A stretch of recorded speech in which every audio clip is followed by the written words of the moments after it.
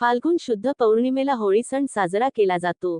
देशभरात हा सण वेगवेगळ्या पद्धतीने साजरा केला जातो.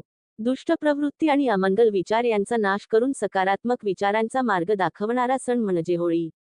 हा सण वाईट गोष्टींवर चांगल्या गोष्टींच्या विजयाचे प्रतीक मानला जातो. होलिका पूजा कशी करावी, कोणत्या मुहूर्तावर करावी, पूजा सामग्रीमध्ये कोणत्या गोष्टींचा समावेश करावा? यंदा होळी सण कधी आहे?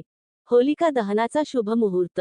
होलिका दहन करण्यासाठी 2 मार्च संध्याकाळचे 6:44 वाजेपासून ते रात्रीचे 9:11 वाजेपर्यंत शुभ मुहूर्त आहे. होलिका दहनाची पूजा सामग्री: गंगाजल, शुद्ध पाणी, हळद, कुंकू, चंदन, अक्षता, फुले, फुलांच्या माळा, गूळ, हळकुंड, बताशी, श्रीफळ, गुलाल, गहू किंवा जवस, कापूर, शेणाच्या गोवऱ्या, विड्याचे पान, लवंग, वेलची. हवन सामग्री. होलिका दहन कसे करावे? सर्वप्रथम ज्या ठिकाणी होलिका दहन करायचे आहे, ती जागा स्वच्छ करून गंगाजल शिंपडावे. पूजनाची जागा शेणाने सारवून रांगोळी काढावी. मधोमध एरंड, माड, पोफळी किंवा ऊस उभा करावा. त्याभोवती गोवऱ्या आणि सुकी लाकडे रचावी. धूप, दीप, फुले, चंदन, अक्षता, गूळ, कापूर, हळकुंड, नारळ, विड्याचे पान, लवंग, वेलची, अबीर, गुलाल, कुंकू इत्यादी पूजा सामग्री अर्पण करावी.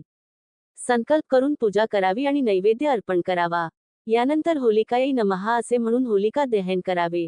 होळीला प्रदक्षिणा घालावी आणि पालथ्या हाताने बोंब मारावी. सर्वांना प्रसादाचे वाटप करावे.